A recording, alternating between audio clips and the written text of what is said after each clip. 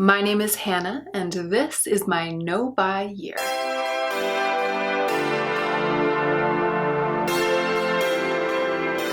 It's the end of March. I am a quarter of the way through my no-buy year.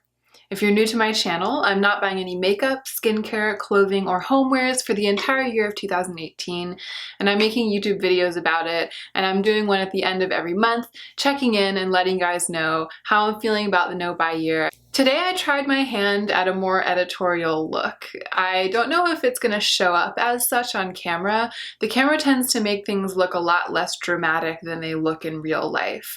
I do put on full glam makeup about once a week for a photo shoot, and I sometimes put on full glam makeup to go out dancing tango. In my mind, what distinguishes this from a basic glam look, what makes this more editorial, is in spite of the full eye. I mean, the eye is pretty much, you know, glamour makeup as we know it. But then I have the brushed up brow with no color in it. So these are my natural brows. All they have are clear gel in them. And then a really dramatic draped blush cheek that blends into the eyeshadow. And that's the part that I'm not sure will show up on camera. Can you see the level of drama? Like, I'm looking in the mirror here and it looks, you know, it looks like blush draping, but in the monitor, it just looks like a healthy flush. So I'm learning every day. I will come on here with an editorial look yet. I'm also not wearing highlighter. I think that makes it a little bit less full glam and more editorial, and the blotted lip as well, rather than the outlined, clean lined, overlined lip that we see so frequently. All of the products on my face, the color products, are from my Shop My Stash, which has been really fun.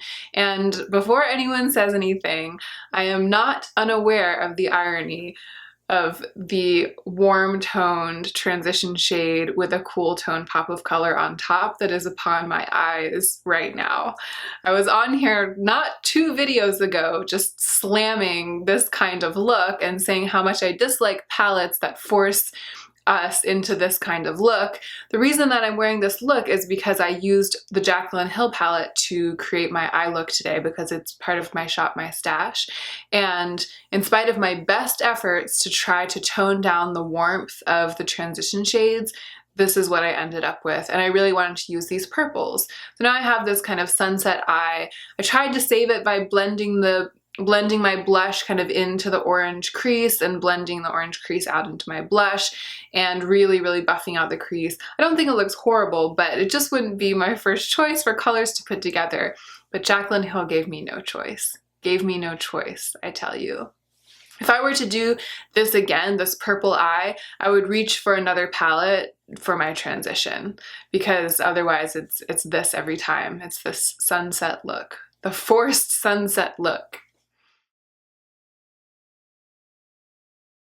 So my birthday was at the end of February. That's one thing that distinguishes this check-in from the previous 2 check-ins. In the previous 2 check-ins, I had my birthday kind of to look forward to, or maybe in February it had just happened. I can't remember.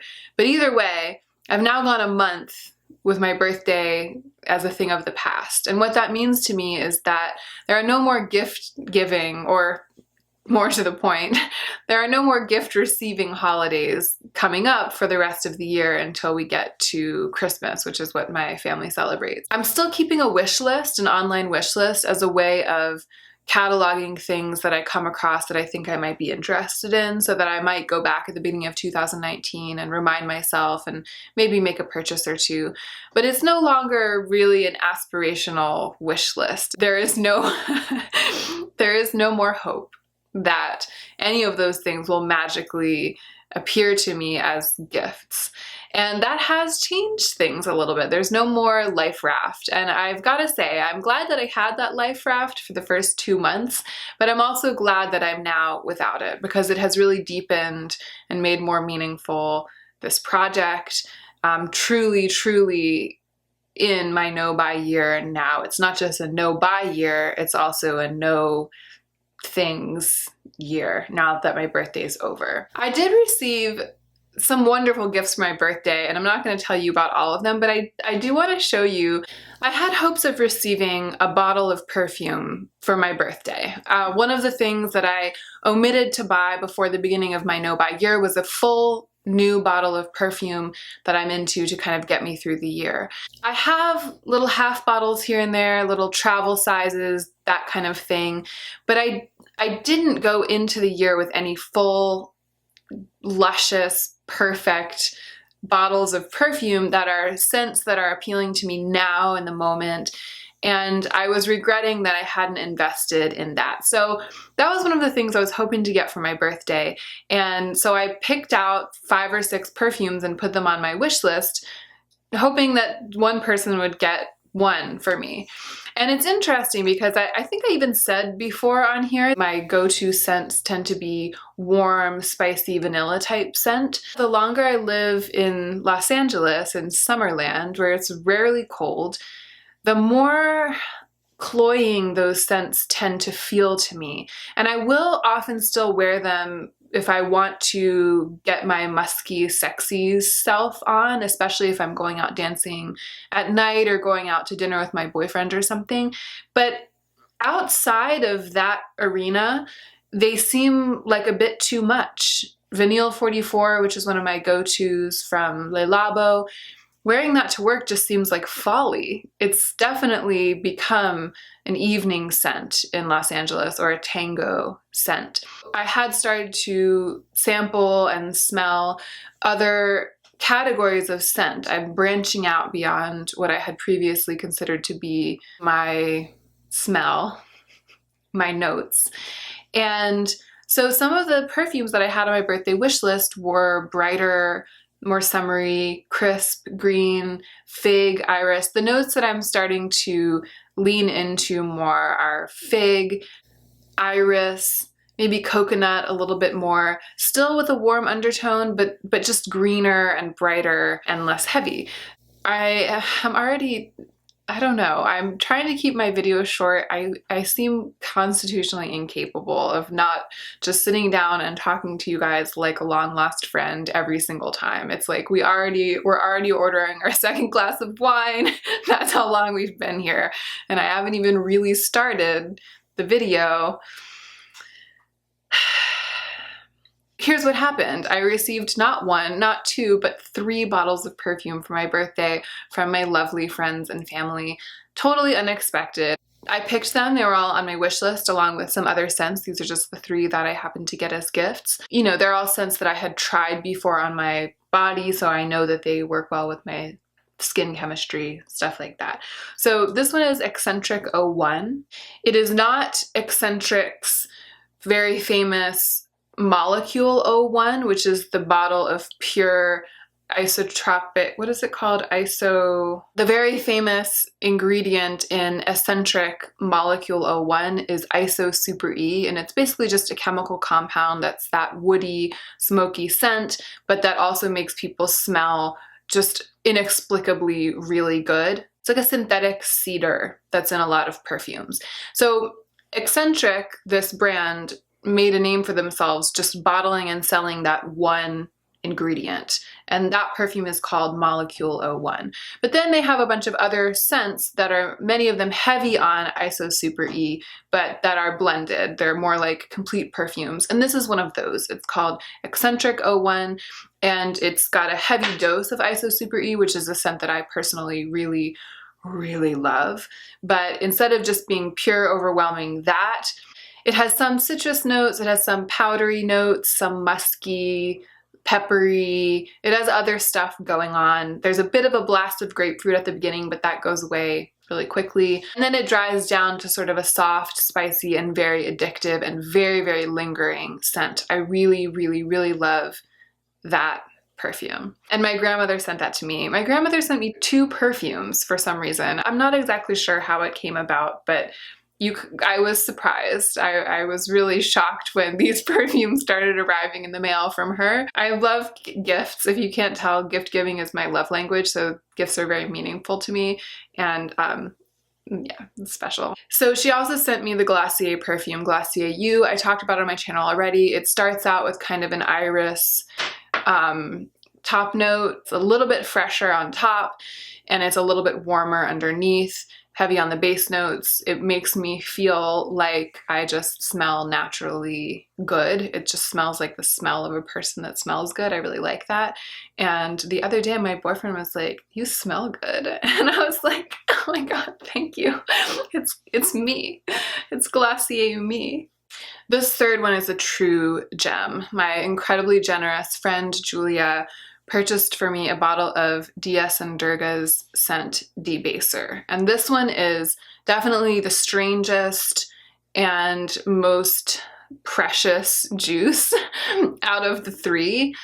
It is named after the Pixies song.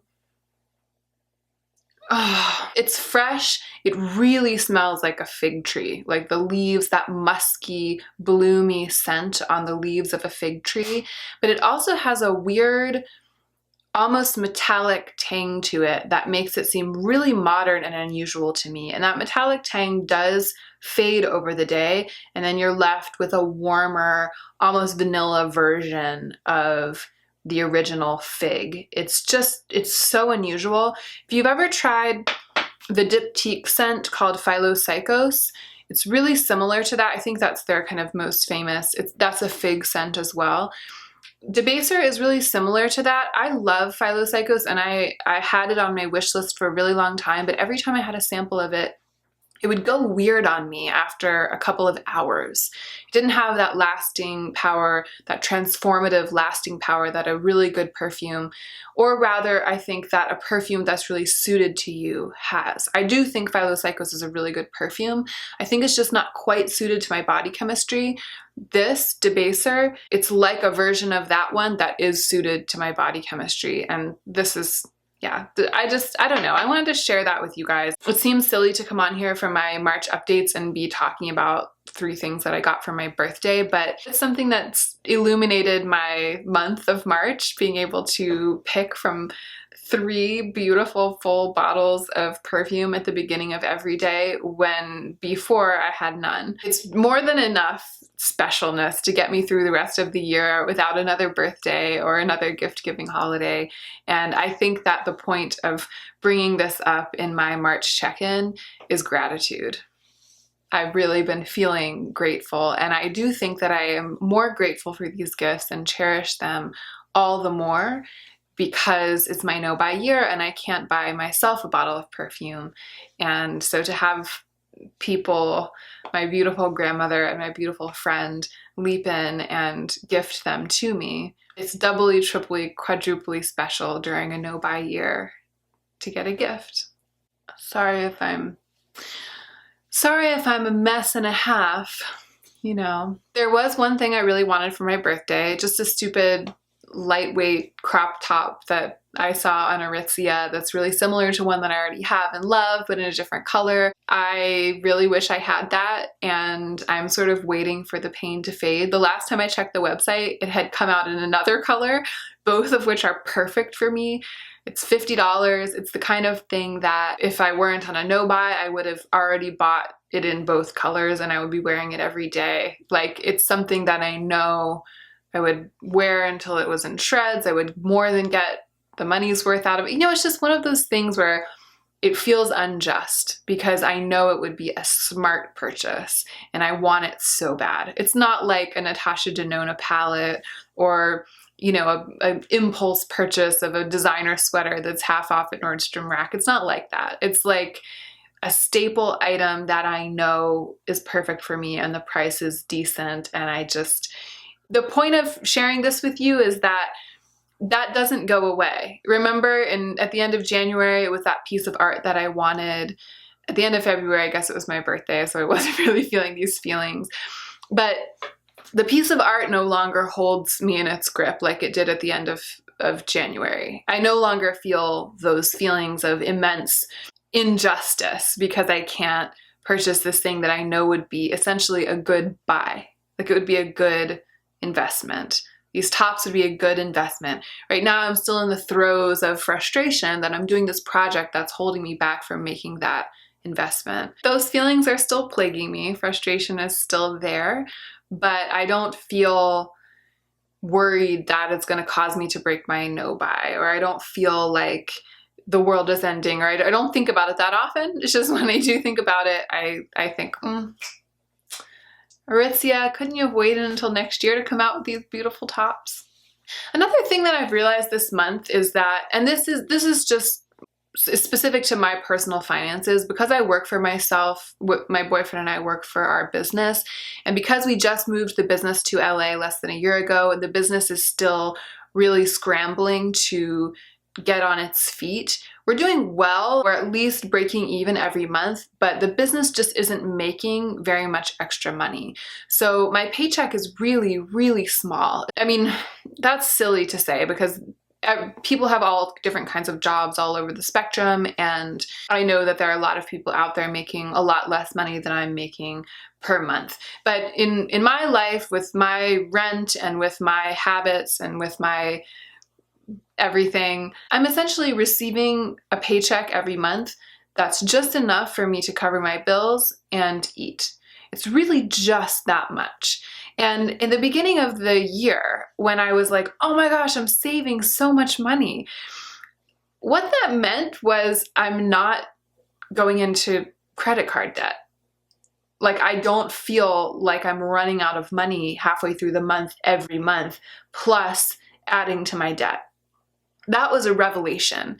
Now, after the third month, I'm looking at my finances, I'm thinking, wow, I really only have enough extra money to replenish one skincare item once in a while, which is what I'm doing. I don't have more money than that. And occasionally there is like an extra $50 in my wallet I was saying that I can take out and save, and an extra, I do feel like I'm okay. And that more often than not, there's money where I thought there wouldn't be, as opposed to the other way around. But it's both troubling to know that I was living the way I was living last year, even though I was receiving the same paycheck. That's troubling, but it's also comforting to know that this no-buy year came at a really good time and was really, really necessary. Because if I were giving in to my whims or even my deep, true desires to do things like spend $100 on 2 tops at Aritzia, I would be in debt pretty badly right now, and I would be feeling like crap about that, because I know that that's one of the things that kind of ruins my life from the inside out. So I just wanted to kind of go back and modify my original statement at the beginning of the year, which was, I'm saving so much money, because in fact, because of the nature of my job right now and the nature of my life, what's actually going on is I'm holding steady. And to me, that's a big deal. It's exciting and it's admirable, but it's just also a testament to how easy it is to lose touch with what we can afford, because I had completely lost touch with what I truly can afford right now. And so when I stopped buying all the stuff I couldn't afford, my first feeling was that I felt I was saving so much money. Now that I have a little more perspective, I realize that what's actually going on is that I'm only spending the money that I have. I'm not spending money that I don't have. That's it. It's a matter of living within my means, which is actually what I've been doing for the past 3 months. That's been interesting. That's something that I think has only really occurred to me this month.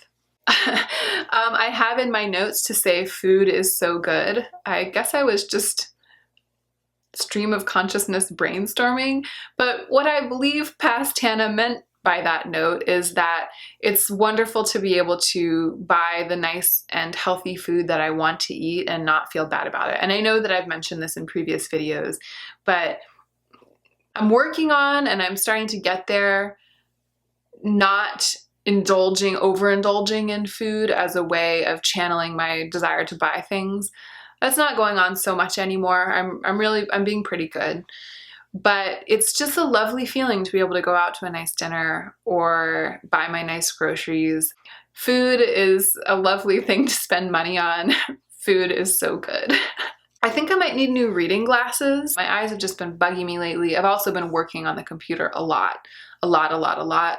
And I'm troubled by the thought that I might need to buy something, especially because if I'm going to invest in them, I want to get ones that are blue light protecting, like that filter out the computer issues. And I've been sort of putting it off and putting it off, and I'm very reluctant to spend that money, even though it falls clearly within the health and safety provision and the tools for work provision.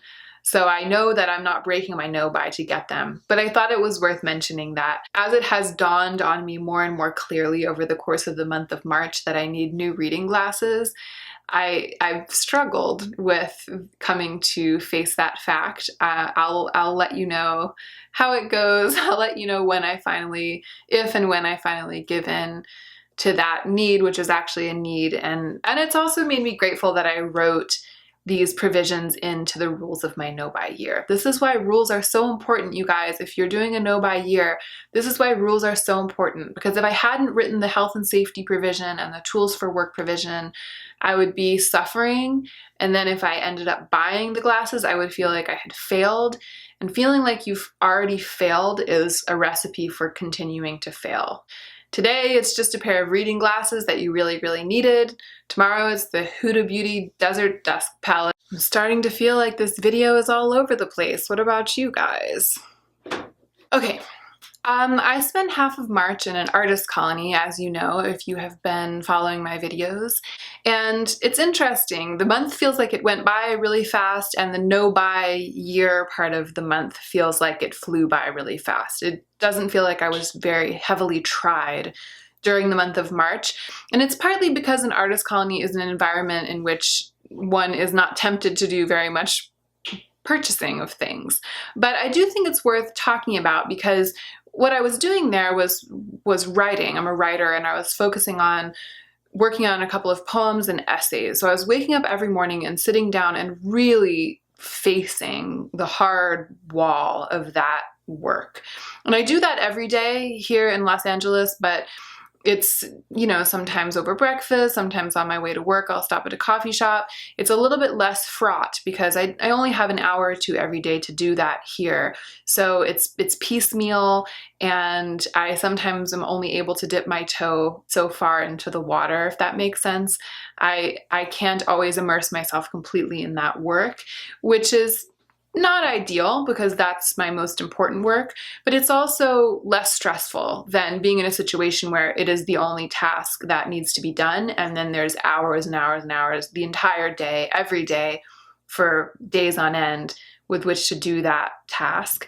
The stakes are high. And so in that environment, which I've been in a couple of times now, I always wrestle with my demons of procrastination and self-doubt, and it's the struggle to do the work when all obstacles have been removed. And in that environment, the things that we use to distract ourselves become more tempting and more present. And this time, because I went into that environment on this no-buy, I didn't have any questions in my brain about which product I might order when I got home, or what I might buy at Sephora when I got home, or what was coming out that was new. All of that was just totally moot and totally mute in my brain. And what that meant was that when I needed a break from writing, when I was tired of sitting in front of the page, when my brains felt scrambled, I would usually just read. And that reading for a writer is also a kind of work. So it felt much more like 2 weeks of totally uninterrupted work rather than 2 weeks of battling with the demons of procrastination and flip-flopping back and forth between working and conspicuously not working, which is something that I have fallen into doing at times.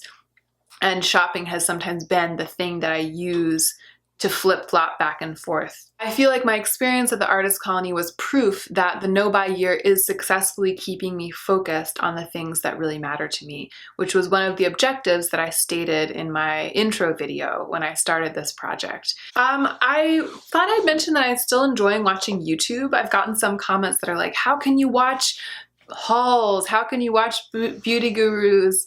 I always want to say booty gurus. Like, can I be a booty guru instead of a beauty guru? booty guru. People are like, how can you watch hauls? How can you watch people talking about what's new without being tempted to buy things? Seeing all of the new releases, seeing all of the stuff on YouTube, it just doesn't bother me at all. It's like going into a museum. It would be silly to be sad that you can't purchase the art at the museum and take it home, because it's just so far out of the question. It's so far beyond the realm of anything that would ever happen, that the absurdity dulls any pain that you might feel. And that's kind of how I feel about watching YouTube, watching unboxings and stuff like that. The idea of me purchasing any of those things is completely absurd. So it doesn't crack me, it doesn't bother me. I am really, really enjoying spending more time with my collection. It's fantastic. I love it so much. I loved doing the Shop My Stash, and I love having the things that I shop my stash for sitting on my vanity. I really loved creating this look with those things, and it's been such a pleasure to have those things. I feel like they're new, and I know that they're not new, but to me the excitement, like I'm thinking specifically of the lip I'm wearing now is the Colourpop Lippie Stix in Candy Paint, but the other lip that I picked for Shop My Stash, the Bite Beauty lipstick in Beetroot, to me it feels like I just bought it. That's how exciting it is to have shopped my stash for it, because I've only worn it once since I did Shop My Stash, but I loved it so much, and I'm like looking forward to wearing it again, maybe tomorrow. That would be so exciting. It's just, I have the feelings about it that one has when one newly purchases a product. And maybe it's kind of like how gluten-free pasta tastes so amazing to me, but it might be because I haven't had real pasta in like 5 years. So it's the flavor of gluten-free pasta and the experience of eating it just feels to me as incredible as the original, but I've forgotten what I ever had to compare it to. So to me, it's just as good. Maybe it's kind of like that. Like the memory, the sense memory of owning a thing that's newly purchased is so far in the past that pulling something out of the back of my makeup drawer that was forgotten or that I had lost touch with, and then placing it in the middle of my vanity and having it there front and center, that feels like newness to me. It's just as gratifying, it's just as thrilling. And I feel like instead of Sephora being the place that I want to go and hang out and spend time in, my vanity at home, my desk with my makeup and my drawer and my mirror, like that's a place I want to hang out and spend time in and see what's new and see what I haven't tried yet. And I don't have like a room full of makeup. I have a small collection for someone who's obsessed with makeup. Maybe. I mean, who knows? But it's enough so that it feels like it can be new every time. It can seem new every time. And every time you put on the makeup, you can put together a new combination of things. This blush draping, even though I'm pretty sure it's not showing up on camera, to me was really exciting. And I actually took a fluffy eyeshadow blush and I took a fluffy eyeshadow brush and swirled it in my blush and really actually buffed my shadow out onto my cheek. Like, I don't usually do that, and it's fun to experiment. It's so much more fun than just buying something new and using it in the same old way that you use everything that you already own. I'm starting to fully move into an appreciation, I think, of the way in which my No Buy Year is changing my relationship with my current collection, and it's great. And the last thing I've been thinking a lot about is conviction. I know that I'm not going to break my no buy. I'm not trying to do a no buy year. I am doing a no buy year. And whether or not I buy makeup is something that is completely within my control. So it's my choice whether I try to not buy makeup or whether I don't buy makeup. And the difference between those two is conviction. Like, I have decided that I am doing a no buy year. I didn't just go into this thinking I might try, because trying is all very well, but who's going to stop you? Like, where's that failure going to come from? Only you. Nobody is holding your hand out over the shopping cart, click, click, buy, putting it. No one's entering your credit card information in for you. If you just try to do a thing that you have total control over, then there's not the conviction there that's necessary to actually do the thing. And I've been thinking about this as it applies to other things, right? So I'm not trying to walk to work every day this week. I'm walking to work every day this week. I'm not trying to eat less sugar this month. I'm checking the label of everything I purchase in the grocery store, and if sugar is an ingredient, it goes back on the shelf and not into my shopping cart. I'm not trying to do these things. I'm doing them. It's my choice. I have control. And I think that feeling the effect of having approached my no-buy year with such conviction and knowing for sure that I'm actually doing this, I'm not just trying to, I'm not just kind of doing it. It's changed my relationship with other things in my life that I want to be doing, but that I previously have just tried to do. And I think that's worth mentioning, and it's worth celebrating. And I hope that I've been able to adequately communicate the import of that revelation to you, because I think that it's applicable. It's something that you can use, that you can apply to anything in your life, not just doing a no-buy. I mean, I love that you guys are joining me in no-buy months and no-buy weeks, and that you're all doing, not all of you, but many of you who are commenting are doing your version of a no-buy or a low-buy or something. I love that. I love that you're doing that. But you don't have to be doing that to apply this principle.